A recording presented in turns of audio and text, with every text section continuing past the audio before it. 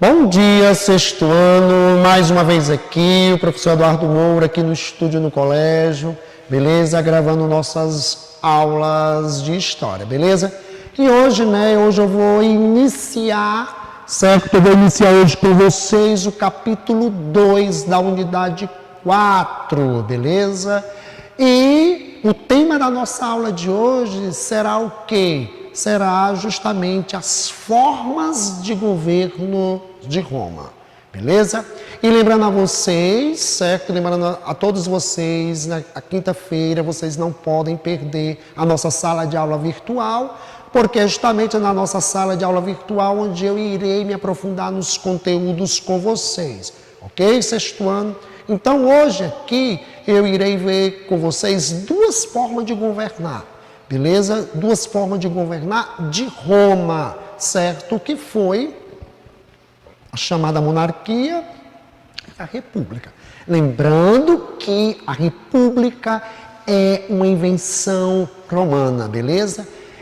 A gente viu nas aulas passadas, certo? Quando estávamos estudando sobre o mundo grego antigo, que a democracia foi uma invenção grega, foi o que nós herdamos no grego, esta forma de governo que prevalece no mundo ocidental, beleza? E a república foi uma invenção romana. Então, vocês devem associar democracia ao mundo grego antigo e república, vocês devem associar ao mundo romano antigo, beleza? Então vamos agora, para o nosso livro, certo? É interessante que todos vocês tenham aí um livro em mãos.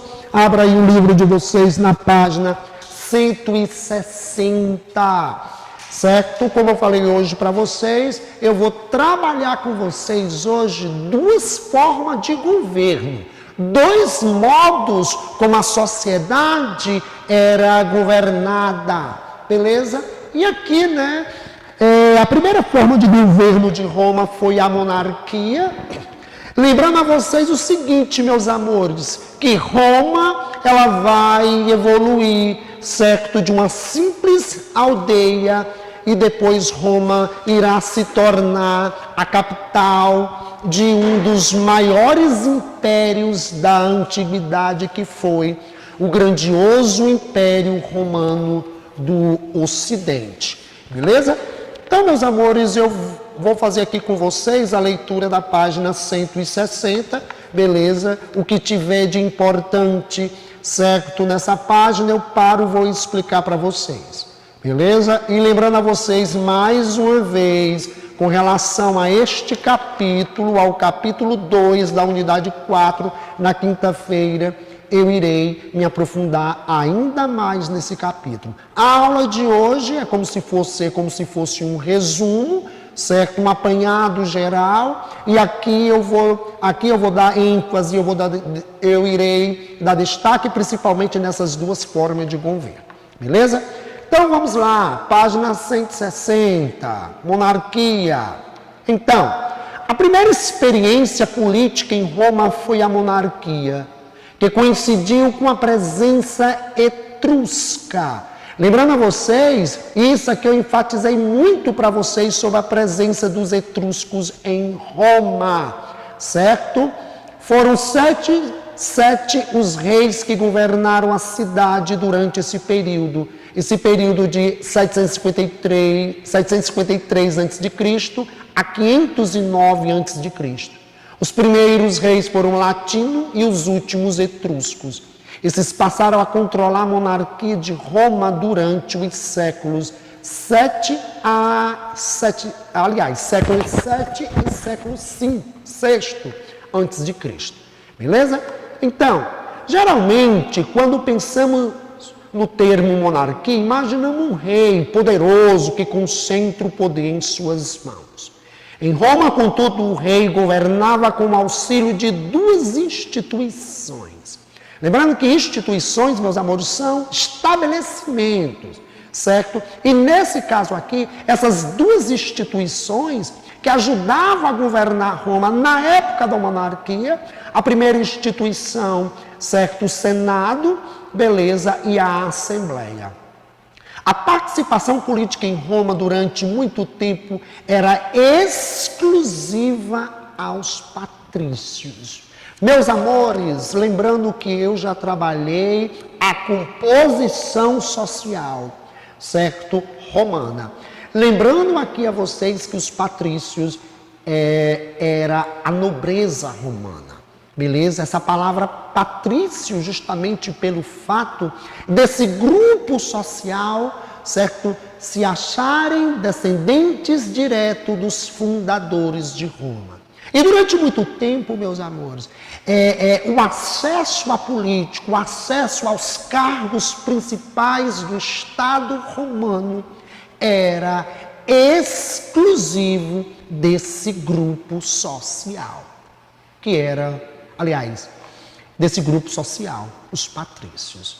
Então, os patrícios, eles tinham um poder político e também tinham um poder econômico. Aqui eu já estou falando aqui umas informações, falando em algo, certo, já referente ao capítulo passado, justamente para a gente poder elucidar alguns pontos importantes aqui na nossa aula, certo? Então, esse grupo social, os patrícios, eles tinham acesso, certo? Tanto à posse da terra, eram os donos das terras cultiváveis em Roma, beleza? Eles tinham um monopólio do controle da terra e também tinham um controle, certo, do Estado romano, beleza? A adesão, aliás, a entrada, né, de outros grupos sociais, principalmente aqui dos plebeus, certo, irá ocorrer mais na frente com as lutas dos plebeus por acesso à política e também às leis que contemplassem eles também, que a gente ainda vai ver neste capítulo. Beleza? Então, estes governavam ao lado do rei, funcionando como um conselho de anciões, que com o tempo deu origem ao Senado romano. A posição de rei era vitalícia, contudo ele deveria ser eleito pela Assembleia. Nessa eleição, todos os cidadãos podiam votar para escolher o seu rei. Lembrando que nesse contexto histórico aqui, cidadão, a cidadania, que é justamente o direito de poder participar da política, o direito político era restrito aos patrícios, ou seja, a uma minoria da sociedade romana. Enquanto a maioria da sociedade romana vivia excluída no que se refere ao acesso à política e no que se refere também ao acesso à ocupação de cargos importantes no Estado romano, ok? Apesar de limitados pelo Senado, os reis tinham funções executiva, jurídica, militar e religiosa. Isso aqui vocês não podem esquecer, beleza? No que se refere às funções do rei. Então, uma função executiva, a questão da execução das leis, a jurídica, como se fosse o maior juiz, militar significa dizer que estava na frente do exército, e religioso e religiosa significa dizer que estava acima dos sacerdotes. Beleza? Então, eram 4 as funções dos reis romanos. Caso os membros do Senado não concordassem com as leis apresentadas pelos reis, podiam vetá-la. Isso aqui mostra o poder que o Senado tinha. Lembrando que em Roma o rei não governava só, beleza? É diferente do mundo moderno, né? Da monarquia absolutista do mundo moderno, onde o rei concentrava, governava a sociedade com o excesso de poder. Aqui não. Aqui no caso de Roma, o poder do rei era limitado pelo Senado. Isso mostra a influência e o poder que o Senado romano tinha. E lembrando que todos os membros do Senado adivinham de onde? Adivinham da nobreza romana. Ou seja, os senadores eram patrícios. Beleza? Por essa razão, o Senado era o órgão político mais importante da monarquia. A ponto, como eu já falei aqui para vocês, do Senado acatar, ou seja, aceitar ou não uma lei proposta pelo rei. Beleza? Então, meus amores, agora a gente vai para a segunda forma de governo romana, que vem a ser, certo? Que vem a ser a república. Essa palavra república, lembrando que a palavra república é uma palavra que veio do latim, né? Que significa o quê? Coisa pública, a chamada República Romana. E como eu já falei para vocês, né, meus amores, a democracia foi uma invenção grega, a república, uma invenção romana. Então, vamos aí, abre o livro de... Aliás, né, vamos aí para a página 161, vamos trabalhar essa segunda forma de governo. O termo república significa coisa pública. Tal denominação ocorreu em virtude de, durante o período republicano, existir maior participação dos cidadãos na política. A República Romana durou quase 500 anos e sua história foi marcada pela luta dos plebeus por participação política e pelo início da expansão territorial romana. Duas coisas aqui interessantes que vale a pena que eu citar para vocês, certo, no que se refere à República. Lembrando, quando ele falou aqui em expansão, ou seja, o Império Romano, ele começou a se formar nesse período aqui, ok? No período em que Roma era uma república, beleza? Império, né, esse conceito que vem sendo trabalhado com vocês, certo? Desde o início do ano, império significa dizer o quê, meus amores? Significa dizer uma expansão territorial e dominação de povos, beleza? É durante essa expansão territorial, certo, em que vai ocorrer, certo, a obtenção, as guerras que o Império Romano travava, era justamente para a dominação de outros territórios.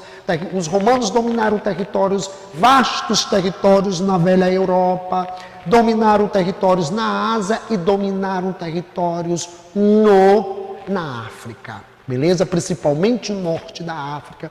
E a gente vai ver uma guerra que foi travada entre os romanos e os africanos, no caso, Cartago, beleza? Vamos aqui dar continuidade. E no que se refere também à luta dos plebeus, certo? A gente vai ver que as primeiras greves da história do mundo ocidental vai começar justamente nesse contexto histórico, na Roma Antiga. E a luta aqui é de uma classe social oprimida, uma classe social excluída por participação política, porque como eu já falei para vocês, na época em que a forma de governo em Roma era uma monarquia, o que é que acontecia? A participação, certo? A participação política, ela restrita a um grupo social que era os patrícios. A partir da república, os plebeus, eles começam a lutar por maior participação na política. Vamos aqui dando continuidade à nossa leitura. Com o estabelecimento da República em Roma, o poder passou a ser exercido por 2 cônsules, que tinha origem patrícia e eleitos anualmente. Os cônsules eram o chefe do exército, atuavam como juízes, estabeleciam as leis aprovadas pela Assembleia das Centúrias, controlada pelos patrícios, ou seja, sempre os patrícios controlando as instituições mais importantes do Estado romano. Os cônsules também nomeavam os senadores que iriam compor o Senado romano, os quais tinham origem também patrícia. Os senadores exerciam essa função de forma vitalícia, ou seja, durava a vida toda. Na prática, o Senado era o principal órgão de poder na República Romana.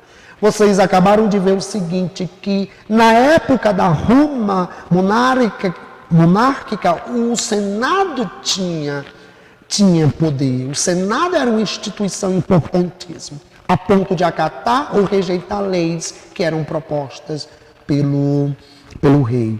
Aqui na República, o Senado se torna a instituição política, a instituição mais importante do Estado romano.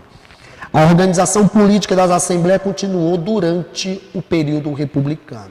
Existiam 3 assembleias diferentes. A centurial, que eram militares, a curial, que era dos religiosos, e a tribal, ou seja, todos os cidadãos de Roma. E lembrando que ter cidadania aqui significava dizer também pertencer à nobreza romana. Conforme aumentavam as conquistas territoriais romanas, se destacava o papel dos membros dos exércitos. Mais poderosas, as assembleias centuriais se tornavam, decidindo pela paz ou pela guerra. Então, meus amores, eu vou ter que encerrar minha aula, né? Falei para vocês que a aula de hoje ia ficar restrita a essas 2 formas de governo. Lembrando que na próxima aula eu irei me aprofundar, na quinta-feira ainda mais, nesse conteúdo, beleza? E vamos estudar, né, as conquistas sociais dos plebeus, beleza? Então fiquem em paz, fiquem com Deus, até a nossa próxima aula. Tchau, tchau, sexto ano.